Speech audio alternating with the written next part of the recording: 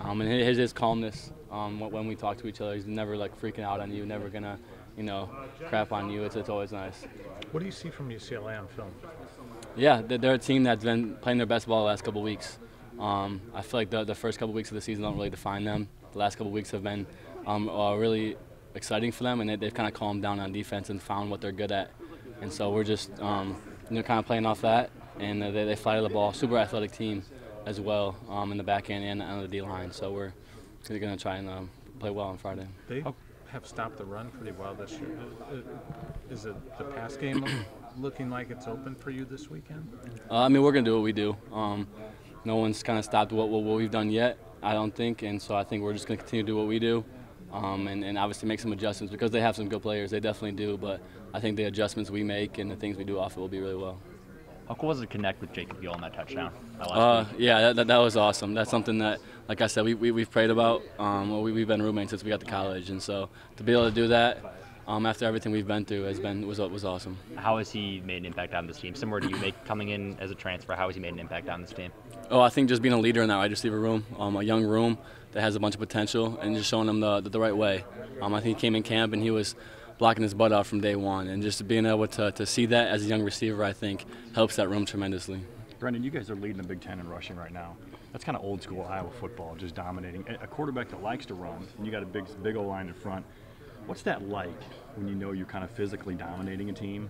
Is it just kind of like running downhill, having fun? Yeah, it's a lot of fun. It's comforting knowing that you can kind of do what you want with the defense at will, and whether they know it or not, you're going to run it down their throat, and that's pretty cool to see, and it opens up the pass game as well. And describe the weapons maybe. You have a running back. I mean, you yourself, but now with Kamari, Caleb, and Jaz, you got a lot of guys you got to focus on. Yeah, that makes it that much harder for the defense, and that's something that we use to our strengths is being able to prepare for two guys in the backfield, wide receivers outside that you don't know if they're blocking or going out for a pass, and so that's something that Coach Letch has done a really good job of game planning. Do you feel like this team past couple weeks has maybe found some renewed energy a little bit? Because you kind of had an up and down a little bit there in the middle, but now it feels like there's like a renewed energy on both sides of the ball, and it feels like this team's kind of maybe playing its best football of the season right now. Yeah, which is exciting. I think this past Saturday was one of the more complete games we've played this season, which is exciting to see at Week 9.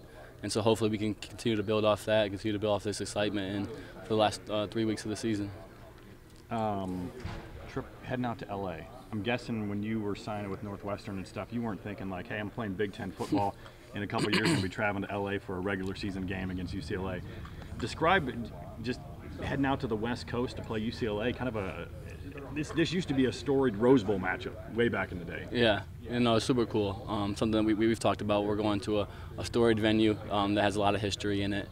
Going to the West Coast, which is also going to be really cool.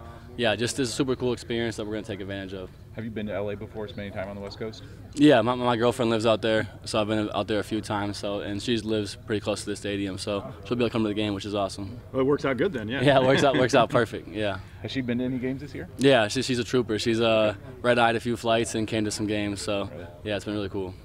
When you went back and looked at the tape of your first start this past weekend, pros and cons, what'd you like? What maybe you thought, hey, I need to work on that? Yeah, I think I like how calm I was in the pocket compared to last week against Northwestern. But at the same time, I need to be a little more accurate on some of those naked balls, the one to Seth over the middle, and just seeing the full picture of the defense, I think is also something I can improve on as well. What are the challenges that you guys face now as you have 4 weeks, but 3 games in 3 different time zones, 2 different coasts you're going to be going to? Is that something that you see as going to be a challenge, or do we maybe overthink the amount of travel and everything you guys are going to have to put in over these next few games? Yeah, I think it's something that you can always just make an excuse about. We can make an excuse about, going to the West Coast, time change, playing on a Friday, but at the same time, we just got to play football. And they got to play the same game we do. We got to prepare the same. And so just being able to set those aside and just do what we do, I think is the most important thing. Any kind of key pieces of advice that you've taken away from him? Just take advantage of the opportunities when they present itself. Just keep getting better, and when the opportunity and the reps start coming, just take advantage of it. I mean, that's how you're going to get better, and that's how you're going to, become a better football player in the tight end. Did you anticipate those opportunities coming this soon? I mean, you had a couple guys in front of you that have gone down, so is your opportunity coming a little faster than you thought it might? Definitely starting last year. it came a lot earlier than I thought, especially because I came in like the 5th string, tight end, or 6th string even after camp. And then we had a couple guys go down, and then Steve and Addy, you know, they'd have a nick and miss a game here and there, so you kind of just get thrown in. But it definitely came earlier, but like I said, just taking advantage of those opportunities have been huge. Trying to get better in the run game, blocking, because you see we've been running the ball quite well. If you're not tight end, that's not going to block. You're not going to play here, and Coach Hodge tells us that. So just trying to get advantage of those opportunities and get better at those parts of the game. Is it true that you didn't play organized football until freshman year of high school? Yeah. All right? Yeah. Why was that the case? That was my dad's rule. Like, I mean, his dad didn't let him play, and he ended up playing at Drake. So I mean, it worked out for him. My grandpa played at Mizzou. So I mean, that was just the case. It was kind of just a family thing. I mean, I had plenty of stuff. Like I played basketball throughout grade school. I mean, I didn't really have much time to play football. So when they said no, it's kind of like, okay, I'll go keep playing basketball. But I knew when I got to high school, like that was what I was going to be playing. So I wanted to try to play football. Was it just like you had played backyard type stuff, I'm guessing, right? Yeah. But not like organized? No, nothing until freshman year high school. I mean, how early are you still in your development, do you feel like? Because you just haven't played. Yeah, I'm pretty early because I even missed my sophomore year because I broke my collarbone. Like I didn't play at all my sophomore year. So I mean, there's still some parts that I'm trying to learn. I mean, that's why it's great having these older guys that know a lot, and Coach Hodge knows a lot. They're able to tell you stuff and really learn from them. So yeah, I'm early, and there's some parts where I can definitely see it on film where I need to get better at, and just having that critical eye when watching yourself is huge. Did you know early on that football was still going to be your future, even though you started late? I mean, even as a freshman, did you think this is where I'm going to maybe stake my claim? No, I didn't. It was fun. I mean, I had a lot of good buddies, and that's where like some of my best friends in high school, they played football, and that's where we met them. And yeah, I mean, I was a JV player. I mean, I'd get thrown in on special teams on Friday nights, but like I was playing basketball. I mean, I played 4 years of varsity basketball, so that's where, maybe not college, but I mean, that's where was focused on. That's where I played a lot. So yeah. So when did football become that sport that you decided you'd pursue it at the next level? When I started junior year, when I started playing a lot more, going to a couple of game day visits, started to realize that this could be a future. And then right after that junior season, recruiting picked up during basketball season. I'm like, oh yeah, it's not picking up for basketball, it's going for football. So let's stick with this. Yeah. So both your parents were college athletes? Correct. Yeah. What did they play? My dad played football at Drake, and my mom, Hall of Fame volleyball player at Northern Illinois. So I had to shout that one out. It feels like whenever we've heard your name, you're either catching a pass for 50 yards, making that diving grab against Illinois State. I mean, what do you kind of attribute that stay ready mentality to? Whenever you come in the game, whenever your number's called upon, you know something good happens. I think it's like I've been saying, like taking advantage of every opportunity at practice, whether it's with the ones or the twos or whoever. Whenever you're getting in the pass game or the run game, it's always an opportunity to get better. And stuff like that. And, you know, whenever you're running routes on there, even that stuff's big, building connection with the quarterbacks. And then also some of that's being right place, right time. Like that one against Illinois State, that was like a broken play. Like Cade made a great play in the pocket, escaping 2 defenders. And then I just turned upfield. He delivered a great ball that I was able to make a play on. So it's stuff like that you just keep working and trying to build trust with those quarterbacks so they're able to deliver those balls that hopefully can make a play on. You mentioned building trust with the quarterbacks. Brendan said you're always going to be where you need to be when he's looking for you. How do you build that trust and that dependency or that consistency to be dependable? I think that just comes with getting to know the offense and getting to know certain route concepts with the quarterback. I mean, once you start repping him a lot at practice, you'll start seeing certain coverages and realizing where the ball is probably going to go. And then finding those pockets. I mean, he's really good at, both our quarterbacks are, you know, just looking and seeing when you can find those pockets or find those openings you can settle down or specifically. But just keep consistently trying to do the right thing builds confidence in them. And that's just your goal in every part of the game, running. Because when the backs are happy with you, everyone's happy with you. When the quarterbacks are happy, you know, you can make plays in the pass game. I think I want to hear a little more about your family bloodline now. So what position was your dad at Drake? A defensive end. Okay. Coach Neiman was his defensive coordinator, actually. Oh, interesting. Yeah. Okay. Always a connection. Yeah. Especially Yeah. with Neiman, too. It seems Yeah. like I get it. Yeah. And you said your grandpa played at Mizzou? Yeah. He's a defensive lineman there. Really? Yeah. Okay. So you didn't pursue defensive stuff? Were you a D-end in high school or anything? Yeah, I played defensive end and outside linebacker in high school. Okay. I had an offer, to play defense in college, but tied in here, and then this is where I ended up wanting to go. Have you had a chance to see any old photos or videos, especially of your grandpa at Mizzou? A picture, yeah. Okay. I don't think any video. Okay. But I have a picture, yeah, on my phone I have. So was he there in like the 60s? Yeah, 67, yeah, 60s, yeah, 70s. What was his name? Mark Coolman. Yeah. Cool. Any other athletes in the bloodline? Aunts, uncles, grandma? She play anything? She didn't know. I mean, cousin played at St. Thomas, played football, graduated there in 22. Or 21 was the last season there. Aunt played at Tulsa volleyball. Okay.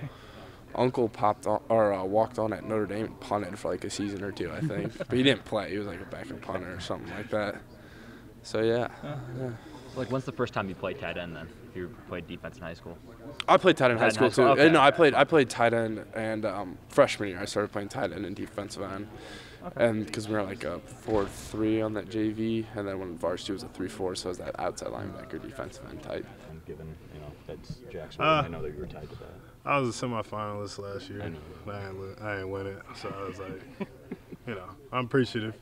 Just know I gotta finish. Gotta finish the year. We got 3 more games, so trying to continue to play clean ball. What went into the off season? I know you guys put an emphasis on generating more turnovers. What went into that this off season? I'd say so. We actually like started doing a drill pre-practice where we pick up loose fumbles. We'll pull the ball out. We'll work on matching the hand, tipping the passes, and just more attention to it. I think the coaches have literally just brought more attention to it, and obviously if the coach says it every day, we're more likely just to have it on our mind. So I'd say that was really just the biggest difference. Is that something was that the first time you've done it at Iowa? That type of thing? Yeah. It was a new thing that we started before practice.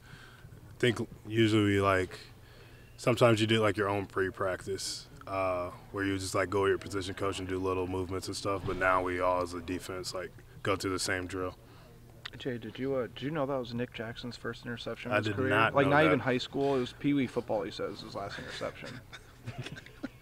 Why would he share that?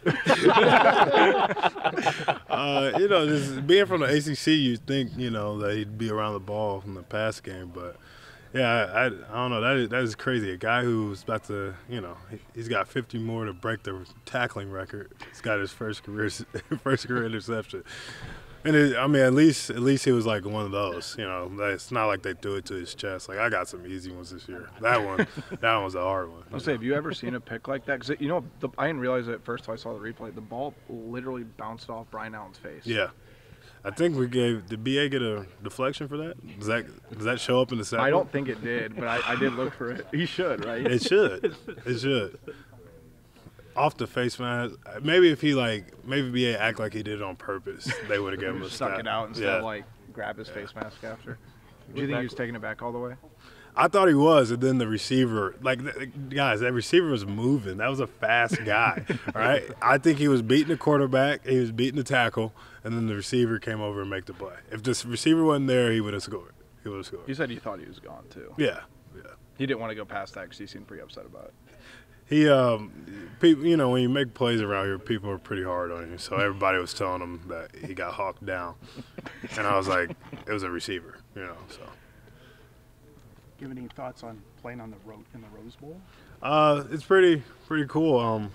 Not a lot of people could say they played out there.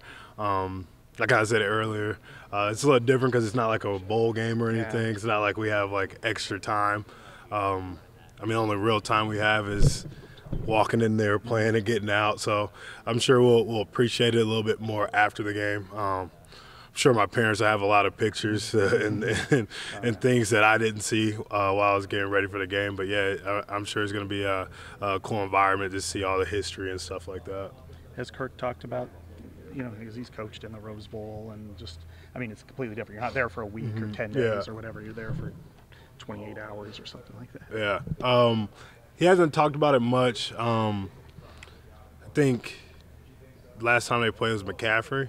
Mm-hmm. Yeah, so hopefully McCaffrey's not out there or MVP of the NFL out there playing for UCLA this week.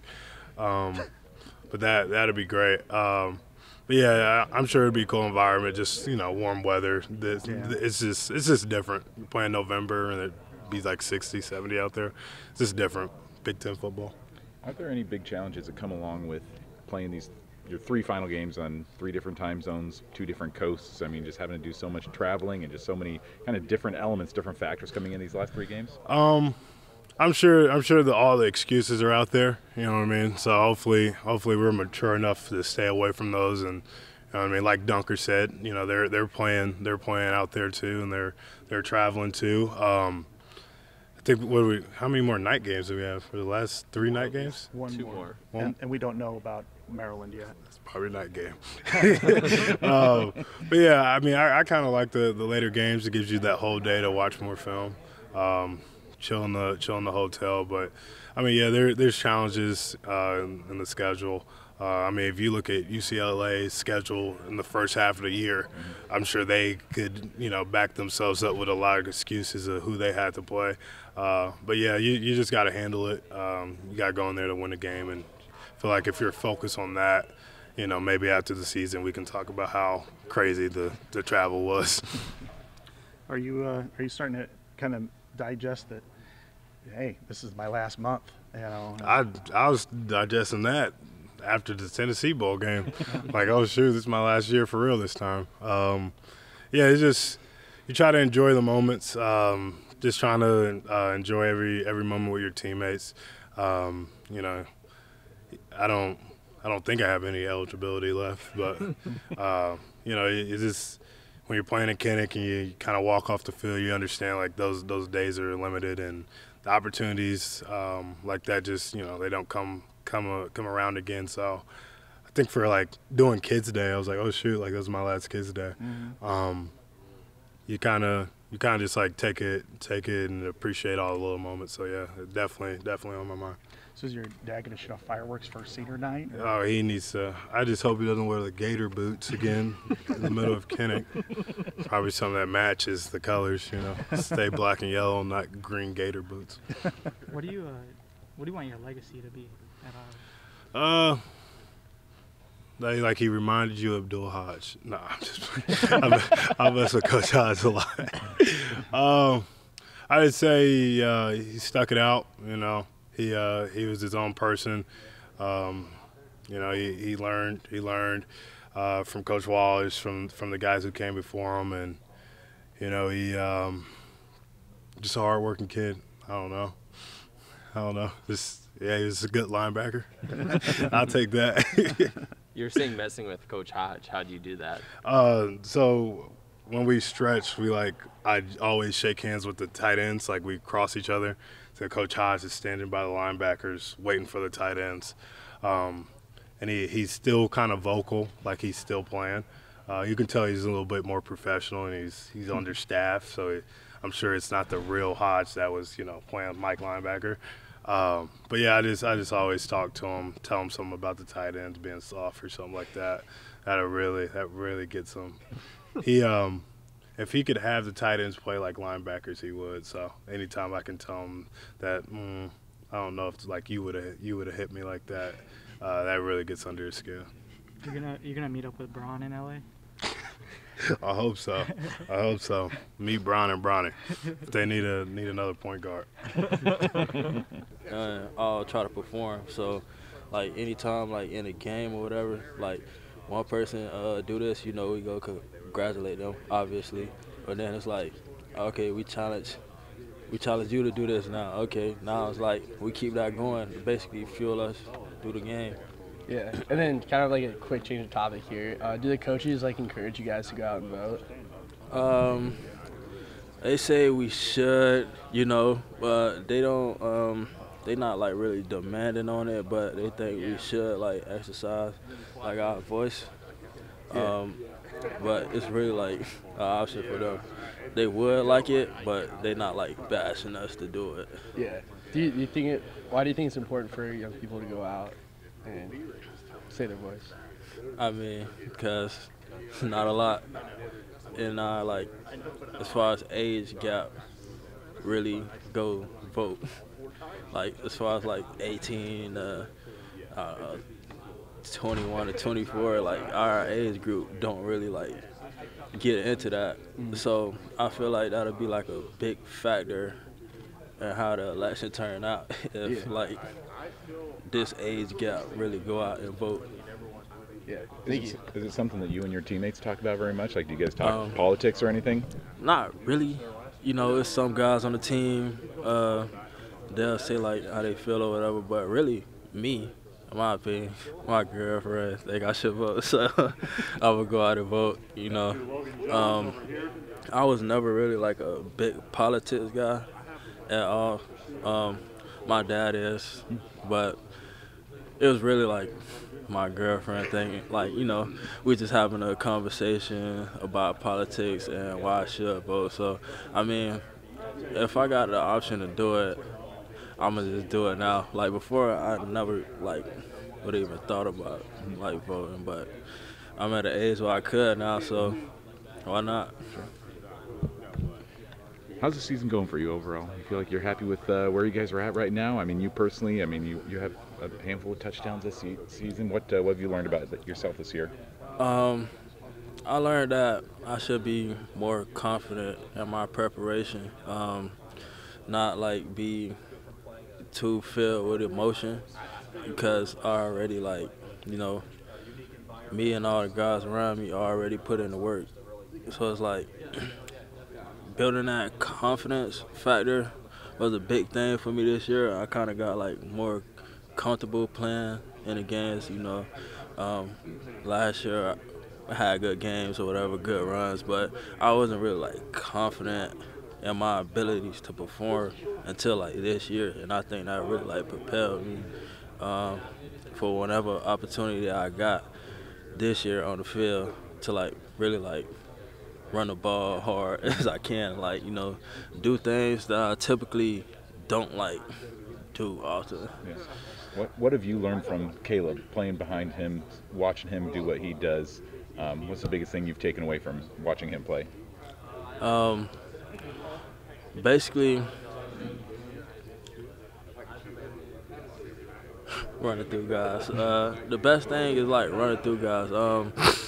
Once he built the confidence to like perform this year, it actually like boosted my confidence, and, you know, like seeing him with all his success, like, and all he needed was the confidence factor. It actually like boosted my confidence and made me feel like the other backs in the running back room make us all feel like, you know, we could do it too. Like if we just believe in ourselves and let our preparation take hold.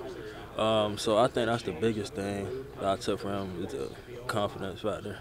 Anytime you play in a trophy game like that, against a rival like that, it's a lot of fun. And to be able to play the way that we did and do the things that we needed to do and take care of ourselves, I mean, that's what we're capable of. That four-quarter performance, how much did Brendan have to do with that? I'm sure that's kind of... I really just think it's a team effort, right? I think, you know, whoever's back there, you know, they're going to do a great job, and Sully did a great job, you know, making guys miss. I mean, he's just super athletic, and to see him play at such a high level, it was pretty cool. I think he did a great job, and he definitely got this offense going a little bit out there, you know. He plays with such high intensity and such a competitor. It makes it hard on any defense. You were one of the guys carrying that trophy off the field. Yeah. Was there a conscious decision of who was going to get to be the ones to carry the trophy off? I was hoping somebody would pick it up at the 50, because I started cramping in my back as we were carrying it. I was like, oh my gosh, that was the hardest part. Man, I was tired. I was hoping somebody would grab it, but, you know, Mason and I were the first ones over there to grab it, pick it up, and nobody else wanted to carry it, so we had to carry it all 180 yards back to the locker room. But yeah, I'd much rather carry it than not carry it. So was it pretty heavy then? It used to be heavier, I believe. So they hollowed out the surface, and whatever. But they have like handles now, so it's not super heavy, but it's heavy if you have to carry 100 whatever yards we had to carry. So and after running the ball 54 times. Exactly. It might take a toll on you. Yeah. Yep. The funniest one I saw was, I think it was maybe the year before you got here, was with Tristan Wirtz. You know, Floyd was down in that end zone. Yeah. And he carried it on his shoulder the whole length of the field, and that's 98 pounds. That's a heavy one. He got in the interview room, he couldn't even move his arm. Oh no. He was just like standing there like this. Yeah. Tristan's a freak of nature. Yeah. Oh, those things are heavy. The Floyd never was- knew that's why his arm was like that. Yeah. Yeah, he's just like, I can't move my arm. You know? Yeah, that one's heavy. Logan, I know I'm sorry you've probably already asked about this, but just watching where you guys have been through the last couple of years, Yeah. and to have that first drive against Wisconsin where they know what's coming, 10 plays, 86 yards, all runs. I know you don't want to look back too much because we want to focus on this week, but is that just like an extra sense of pride for you guys as a room that, again, just the journey to kind of get to where you guys are now? Yeah, I think the journey, man, it was hard, but I mean, we learned so much and we grew so much, and to finally, reap the rewards and benefits from it, this last season, just see how well we're playing together. It took some time, and we went through highs and lows, but to finally, be able to run the ball effectively and do these things, man, it feels good, and you take a lot of pride in it. And to see KJ and his performance, man, he's at 19 touchdowns right now, almost at the record, man. You just take a lot of pride in that because we helped him get there, and he does such a great job, and it just feels so good to be able to rush the ball because we pride ourselves on that, and we love running the football, and it makes it hard on the defense when you got guys like that who can run the ball. So we definitely take a lot of pride in that, and it definitely feels good. Especially against Wisconsin, though, too. Yeah. For how physical those games typically are. I mean, again, just broad perspective, it's Wisconsin. And I think you guys tied for the most rushing yards in a Big Ten game this season with 329. Yeah. I just believe, when we do things the way that we're supposed to, we really just focus on what we need to do. We can do those things, right? The biggest enemy is, not the opponent, but ourselves, right? What are we going to let slide, and what are we going to do? And that just starts in practice. And we had a great week of practice, and I think that's where it all came from. We were very hard, very intense during the week, and it was pretty hard during the week. So come Saturday, it was easier. Yeah, I was going to say, too, by the way, Caleb says the more touchdowns he scores, the nicer dinner he's going to buy all the linemen. So I hope so. Just hold him to it, too. Yeah, I will hold him to that. Yeah, thanks for letting me know. Yeah. Thanks, man. Yep, thank you. I think I saw another note that 329 rushing yards. Was that the most since like 2002 or something like that for the Hawkeyes, I believe? Was that the post? 2019. 19? But it might have been in a Big Ten game. Oh, sure. Okay. Gotcha. I mean, what does that say for you guys? Again, just like how far you've come, and I mean, I know the last couple of years, like there's just been some development on the offensive line. Yeah. So just where you guys are right now. It feels so good, man, and to be able to do that, it felt awesome. We put our twos in for that fourth quarter, and we were almost at 300, and to see them go in there and operate, and it didn't change at all. Like, those guys played at such a high level, and they got in the end zone. They rushed for however many yards. That last drive, which was my favorite, man.